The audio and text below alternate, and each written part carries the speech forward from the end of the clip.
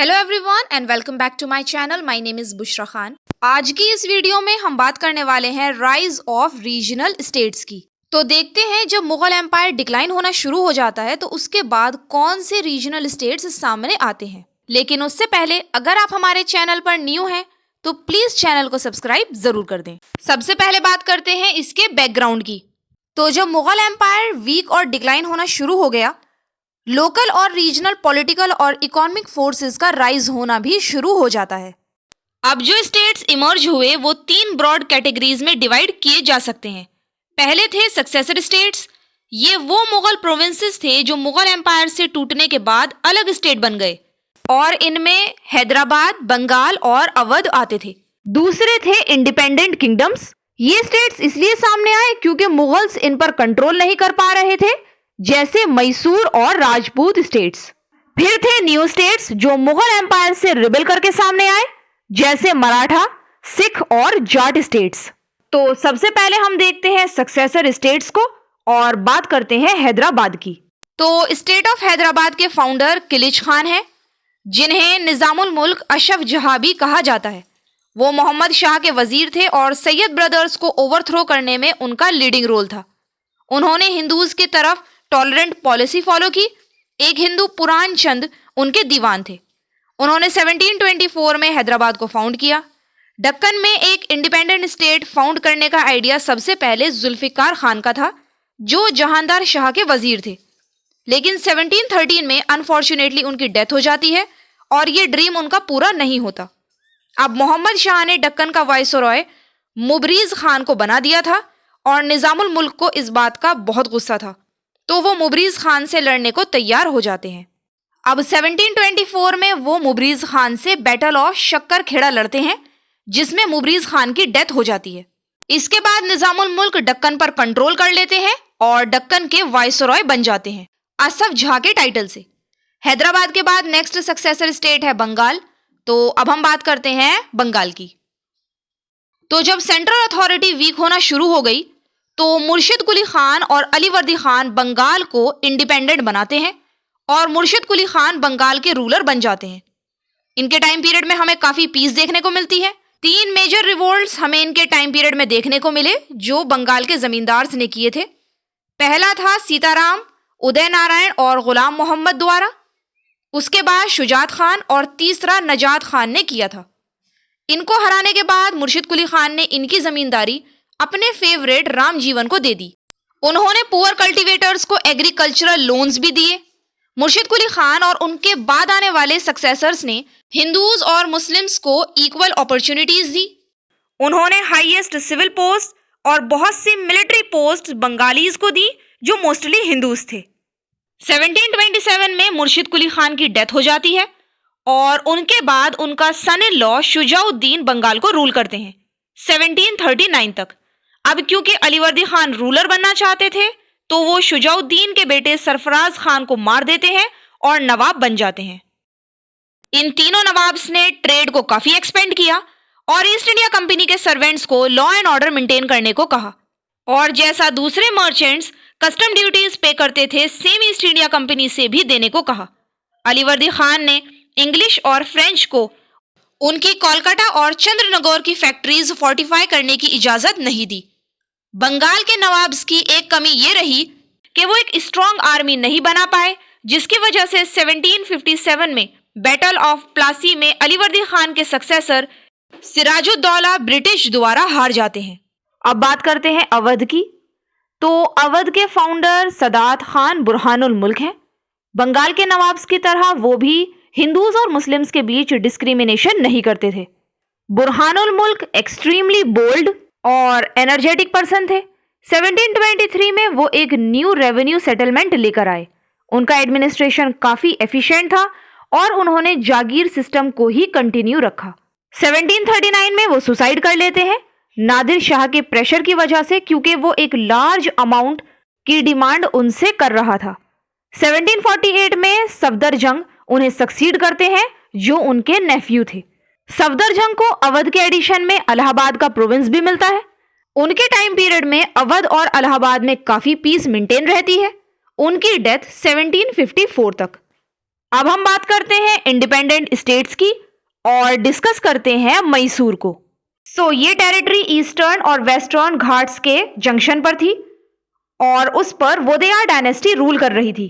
इस एरिया में लगातार लड़ाइयां होती थी क्योंकि बहुत सी पावर्स का इस एरिया में इंटरेस्ट था।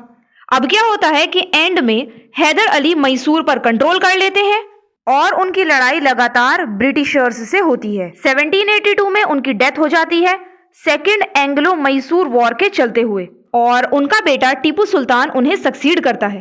टीपू सुल्तान, जिनकी डेथ ब्रिटिशर्स के हाथ 1799 में हुई, एक कॉम्प्लेक्स कैरेक्टर के इंसान थे। थोड़ा सा हम यहाँ टीपू सुल्तान को भी डिस्कस करते हैं। तो टीपू सुल्तान ने फ्रेंच रेवोल्यूशन में काफी इंटरेस्ट दिखाया। उन्होंने श्रीरंगापट्टनम में ट्रीटी ऑफ लिबर्टी को प्लांट किया और वो जैकोबिन क्लब के मेंबर भी थे। 1796 में उन्होंने एक मॉडर्न नेवी भी बनाने की कोशिश की। वो एक बात बोलते थे कि भेड़ की पूरी जिंदगी से शेर की तरह एक दिन जीना बेहतर है। ब्रिटिशर्स उन्हें अपना मोस्ट डेंजरस एनिमी मानते थे। 1793 से 1798 तक sir John Shore governor general थे और उन्होंने लिखा कि उनके टाइम की पीजेंट्री को प्रोटेक्ट किया जाता था और उनकी मेहनत को इंकरेज भी किया जाता था। उन्होंने यूरोपियन कंपनी के पैटर्न पर एक ट्रेडिंग कंपनी भी सेटअप करने की कोशिश की और उन्होंने गॉडेस शारदा की इमेज जो श्रृंगेरी टेम्पल में थी उसको कंस्ट्रक्ट करने के लिए पैसे भी दिए थे। फेमस टेम्पल श्रीरंगानाथ उनके पैलेस से सिर्फ 100 यार्ड्स की दूरी पर था। इससे पता चलता है कि वो और रिलीजन की भी रिस्पेक्ट करते थे। अब हम बात करते हैं केरला की। तो 18th सेंचुरी के स्टार्टिंग में केरला बहुत से फ्यूडल चीफ्स और राजाज में डिवाइडेड था और यहाँ 4 मोस्ट इंपॉर्टेंट स्टेट्स थे। कैलिकट जो जिमोरिन के अंडर था, चिरक्कल, कोचिन और त्रैवनकोर। त्रैवनकोर का किंगडम 1729 में किंग मार्तंड वर्मा के अंडर प्रोमिनेंस में आया जिसकी कैपिटल त्रिवंद्रम थी। मार्तंड वर्मा ने अपनी स्टेट की बाउंड्रीज को एक्सटेंड किया कन्याकुमारी से कोचिन तक। उनके बाद रामा वर्मा उन्हें सक्सीड करते हैं जो खुद एक म्यूजिशियन थे। अब हम बात करते हैं राजपूत स्टेट्स की, लेकिन उससे पहले मैं बता दूं कि मेरे चैनल पर 94% लोग अभी भी ऐसे हैं जो वीडियो तो देखते हैं लेकिन चैनल को सब्सक्राइब नहीं करते। प्लीज ऐसा जुल्म ना करें और चैनल को सब्सक्राइब कर दें। खैर, coming back to the video. Rajput states ने भी मुगल पावर की वीकनेस का फायदा उठाया अपने आप को सेंट्रल कंट्रोल से फ्री करने के लिए। फारूक सैयार और मोहम्मद शाह के टाइम पीरियड में अंबेर और मारवाड़ के रूलर्स इंपॉर्टेंट मुगल प्रोविंसेस जैसे आगरा, गुजरात और मालवा के गवर्नर्स अपॉइंट किए गए थे। अब ये जितने भी राजपूत स्टेट्स थे वो कॉन्स्टेंटली एक दूसरे से लड़ते रहते थे। राजपूत रूलर्स में सबसे आउटस्टैंडिंग रूलर 18th सेंचुरी के राजा सवाई जयसिंह थे, अंबेर के। उन्होंने सिटी ऑफ जौनपुर को फाउंड किया। जयसिंह एक ग्रेट एस्ट्रोनॉमर थे, वो एक ग्रेट रिफॉर्मर भी थे। उन्होंने एक लॉ इन्फोर्स करने की कोशिश की कि जो राजपूत अपनी बेटियों की शादी में बहुत ज्यादा खर्च करते थे उसे कम किया जाए क्योंकि इससे फीमेल इन्फेंटिसाइड की प्रैक्टिस का राइज होता है। राजा सवाई जयसिंह ने जयपुर को 44 ईयर्स 1699 से 1743 तक रूल किया। इसके बाद आते थे जाट स्टेट्स। जाट्स एक एग्रीकल्चरिस्ट कास्ट थी जो दिल्ली, आगरा और मथुरा के आसपास रहते थे। जाट पीजेंट्स जो मथुरा के पास रहते थे वो जाट जमींदार्स की लीडरशिप में रिवोल्ट कर देते थे। इन रिवोल्ट्स को क्रश कर दिया गया था, लेकिन औरंगजेब की डेथ के बाद उन्होंने दोबारा दिल्ली के पास डिस्टर्बेंसेस क्रिएट करना शुरू कर दी। भरतपुर का जाट स्टेट चुरामन और बदन सिंह ने सेटअप किया। जाट पावर का राइज सबसे ज्यादा सूरजमल के अंडर हुआ जो 1756 से 1763 तक रूल करते हैं, जो एक सबसे एबल एडमिनिस्ट्रेटर और सोल्जर थे। 1763 में सूरजमल की डेथ हो जाती है। उसके बाद जाट स्टेट्स डिक्लाइन हो जाता है। अब हम बात करते हैं सिख स्टेट की। तो गुरु गोविंद सिंह जो 10th और लास्ट गुरु हैं, उन्होंने सिख्स को एक पॉलिटिकल और मिलिट्री फोर्स बना दिया था। गुरु गोविंद सिंह जी की डेथ के बाद गुरुशिप का एंड हो जाता है और सिख्स लीडरशिप उनके ट्रस्टेड डिसाइपल बंदा सिंह बहादुर के पास आ गई। बंदा बहादुर ने दिल्ली से लाहौर के पीजेंट्स के साथ मिलकर मुगल एम्पायर के अगेंस्ट टफ स्ट्रगल किया, लेकिन 1715 में उन्हें पकड़ लिया गया और एग्जीक्यूट कर दिया गया। अब जब नादिर शाह और अहमद शाह अब्दाली ने इन्वेजन्स किए तो सिख्स एक बार फिर रिवोल्ट के लिए तैयार हो गए। 1765 और 1800 में उन्होंने पंजाब और जम्मू पर अपना कंट्रोल कर लिया। इस वक्त सिख्स 12 मिसल्स या कॉन्फेडरेसीज में डिवाइड थे, जो प्रोविंसेस के अलग अलग एरियाज पर कंट्रोल करते थे।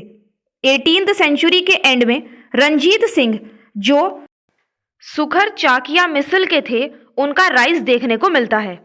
रंजीत सिंह ने एक पावरफुल, डिसिप्लिन्ड और well equipped army European lines पर बनाई, यूरोपियन इंस्ट्रक्टर की मदद से, जिसमें सिर्फ सिख्स ही नहीं बल्कि अलग अलग रिलीजन्स के भी लोग थे।